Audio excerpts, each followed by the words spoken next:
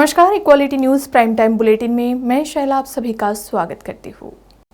Money laundering case में गिरफ्तार दिल्ली के स्वास्थ्य मंत्री सत्येंद्र जैन को लेकर केंद्रीय मंत्री स्मृति ईरानी ने बड़ा हमला बोला है।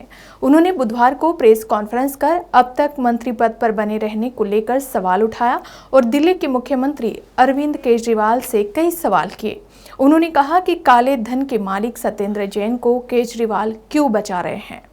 स्मृति ईरानी ने सीएम केजरीवाल को जमकर घेरा है। उन्होंने कहा कि सत्येंद्र जैन भ्रष्ट आदमी है जिन्हें दिल्ली के सीएम अरविंद केजरीवाल ने क्लीन चिट दी है। आखिर क्यों वो उन्हें बचाने की कोशिश कर रहे हैं। स्मृति ईरानी ने केजरीवाल को सवाल पूछते हुए कहा कि क्या केजरीवाल इसको नकार सकते हैं कि सत्येंद्र जैन ने 4 शेल कंपनी के परिवार की मदद से और हवाला ऑपरेटर के सहयोग से 2010 से 2016 तक मनी लॉन्ड्रिंग की। उन्होंने कहा कि डिवीजन बेंच ने इस बात की पुष्टि भी की है कि सत्येंद्र जैन ने मनी लॉन्ड्रिंग की है। स्मृति ईरानी ने आगे कहा कि कल केजरीवाल ने कहा था कि भ्रष्टाचार का मतलब देश के साथ गद्दारी है। क्या आप देश के गद्दार को पनाह देंगे? और क्या उनको एहसास नहीं था कि कोर्ट ने सत्येंद्र जैन की भूमिका घोषित कर दी थी? कोर्ट ने 2019 में ऑर्डर दिया था। तब से अब तक केजरीवाल को पता था कि जैन के पास काला धन है। इसके बावजूद अब तक केजरीवाल ने उन पर एक्शन क्यों नहीं लिया? उन्होंने अंत में केजरीवाल पर कड़ा वार करते हुए कहा कि क्या सत्येंद्र जैन का घोटाला केजरीवाल की मजबूरी है? क्या दिल्ली हाई कोर्ट राजनीतिक पार्टी है? बिहार में जाति जनगणना को लेकर महत्वपूर्ण सर्वदलीय बैठक बुधवार को हुई। मुख्यमंत्री नीतीश कुमार की अध्यक्षता में बैठक सीएम संवाद में हुई, जिसमें सभी दलों के प्रतिनिधि शामिल हुए। बैठक में मुख्यमंत्री नीतीश कुमार, उप मुख्यमंत्री तारकिशोर प्रसाद, शिक्षा मंत्री विजय चौधरी, ग्रामीण विकास मंत्री श्रवण कुमार, भाजपा के प्रदेश अध्यक्ष संजय जायसवाल भी पहुंचे। इनके अलावा नेता प्रतिपक्ष तेजस्वी यादव और कांग्रेस विधायक दल के नेता अजित शर्मा भी सर्वदलीय बैठक में शामिल होने पहुंचे। तेजस्वी यादव के साथ मनोज झा भी नजर आए। इससे पहले बैठक में शामिल होने आए संसदीय कार्य मंत्री विजय चौधरी ने कहा कि आज की बैठक में जातीय जनगणना के मसौदे पर मुहर लगेगी। उन्होंने केंद्रीय मंत्री गिरिराज सिंह के बयान पर अपनी प्रतिक्रिया देते हुए कहा कि इसमें सभी धर्मों की गणना होती है। गिरिराज ने आज ही मांग की है कि जातीय जनगणना में अल्पसंख्यकों की गिनती भी होनी चाहिए। बता दें कि लगातार सर्वदलीय बैठक बुलाने की मांग की जा रही थी। मुख्यमंत्री नीतीश कुमार ने भी सर्वदलीय बैठक बुलाने पर अपनी सहमति दी थी और कहा था कि सभी दलों की राय लेकर भी जातीय जनगणना कराई जाएगी। बैठक कई मायनों में इसलिए भी महत्वपूर्ण है क्योंकि देखना सबसे ज्यादा दिलचस्प होगा कि किस दल से कौन नेता शामिल होता है। बैठक के बाद अलग अलग दल के क्या नेता क्या क्या राय देते हैं, इस पर भी नजर बनी रहेगी। समाजवादी पार्टी के प्रमुख अखिलेश यादव ने बुधवार को राजधानी दिल्ली स्थित सर गंगाराम अस्पताल पहुंचकर पार्टी के वरिष्ठ नेता आजम खान से मुलाकात की और उनका हालचाल जाना। बता दें कि आजम खान की तबीयत खराब होने की वजह से वह पिछले कुछ दिनों से इसी अस्पताल में भर्ती है। बता दी कि आजम खान के सीतापुर जेल से बाहर आने के बाद अखिलेश यादव के साथ उनकी ये पहली मुलाकात थी। इस दौरान सपा के समर्थन से यूपी से राज्यसभा चुनाव लड़ रहे कांग्रेस के नेता कपिल सिब्बल भी मौजूद रहे।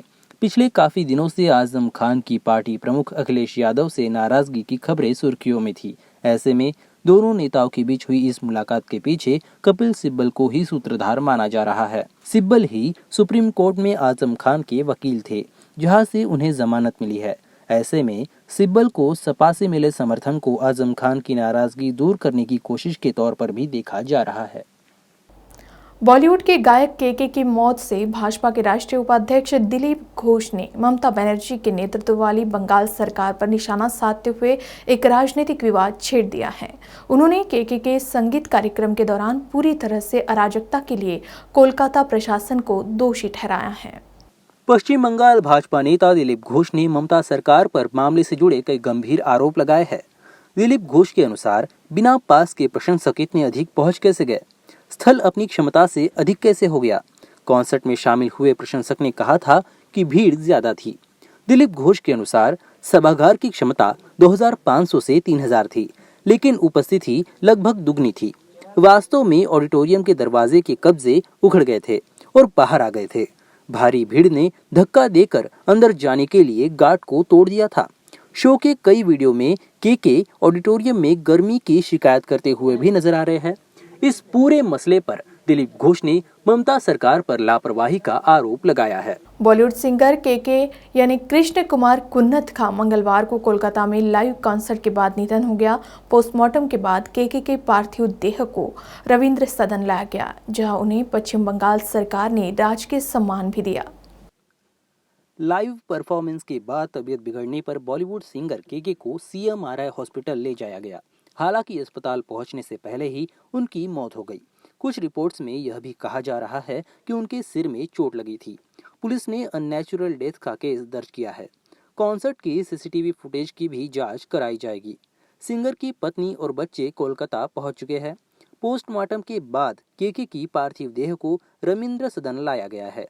यही उन्हें पश्चिम बंगाल सरकार ने राजकीय सम्मान भी दिया। CM ममता बनर्जी ने भी रविंद्र सदन पहुंचकर के को श्रद्धांजलि दी। के का शव रात करीब 8:15 पर मुंबई पहुंचेगा। सिंगर का अंतिम संस्कार घर के पास मौजूद वर्सोवा के मुक्तिधाम श्मशान घाट में किया जाएगा। मुंबई पुलिस ने सलमान खान की सुरक्षा बढ़ा दी है। यह कदम सिंगर सिद्धू मूसेवाला की हत्या के बाद मिले एक सीक्रेट इंटेल के बाद उठाया गया है। अब सलमान के साथ उनकी प्राइवेट सिक्योरिटी के साथ भी मुंबई पुलिस के आधा दर्जन सिपाही भी रहेंगे।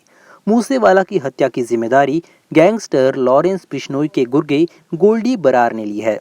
इसी गैंग ने सलमान को कुछ साल पहले जान से मारने की धमकी दी थी। इसे देखते हुए सलमान की सुरक्षा बढ़ाई गई है। लॉरेंस बिश्नोई ने कथित तौर पर काला हिरण का शिकार करने के मामले में सलमान खान की हत्या की साजिश रची थी। बिश्नोई समुदाय काला हिरण को पवित्र मानते हैं और इसके शिकार को लेकर सलमान खान को जान से मारने की धमकी दी थी। बता दें कि साल 2008 में अदालत के बाहर लॉरेंस बिश्नोई ने कहा था कि वो जोधपुर में सलमान खान को मार देंगे। उन्होंने ये भी कहा था, अभी तो मैंने कुछ किया नहीं है, लेकिन जब सलमान खान को मारेंगे तो पता चल जाएगा। फिलहाल मुझे फालतू में घसीटा जा रहा है। BCCI अध्यक्ष सौरव गांगुली ने पद से इस्तीफा दे दिया है। मीडिया रिपोर्ट्स के मुताबिक गांगुली ने कहा है कि वो नई प्लानिंग कर रहे हैं।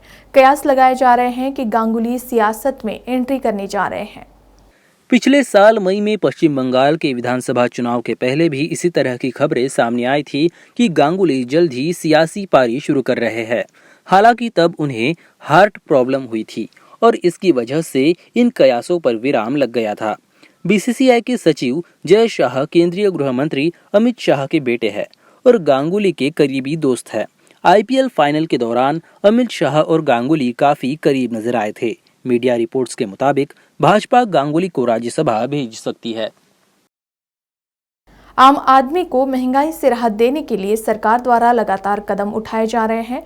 गौरतलब है कि पेट्रोल डीजल के बाद अब LPG के दाम भी कम कर दिए गए हैं। सरकार द्वारा अब आम आदमी को महंगाई से राहत दी जा रही है। पिछले दिनों पेट्रोल डीजल पर केंद्र सरकार ने एक्साइज ड्यूटी कम कर दी थी, जिसके बाद वाहन ईंधन सस्ता हो गया था। वहीं अब राजधानी दिल्ली सहित देश के तमाम राज्यों में बुधवार 1 जून को LPG गैस सिलेंडर के दाम कम कर दिए गए हैं। दरअसल आज से 19 किलो वाला कमर्शियल सिलेंडर 135 रुपए सस्ता हो गया है।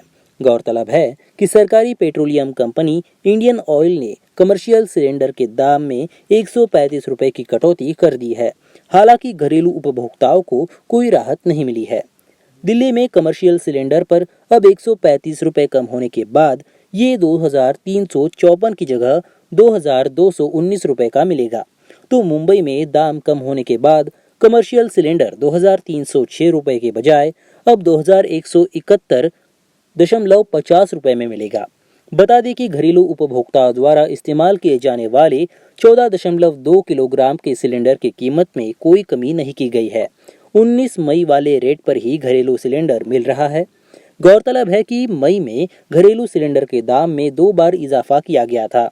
7 मई को यह घरेलू सिलेंडर की कीमत में 50 रुपए का इजाफा किया गया था, तो वही 19 मई को भी कीमत में 3.50 रुपए की बढ़ोतरी की गई थी। प्राइम टाइम बुलेटिन में अभी के लिए बस इतना ही। खबरों की अधिक जानकारी के लिए आप बने रहिए इक्वालिटी न्यूज के साथ ही अन्य खबरों के लिए आज ही इक्वालिटी न्यूज के फेसबुक पेज को लाइक और फॉलो करें और यूट्यूब चैनल को सब्सक्राइब करना ना भूलें। धन्यवाद।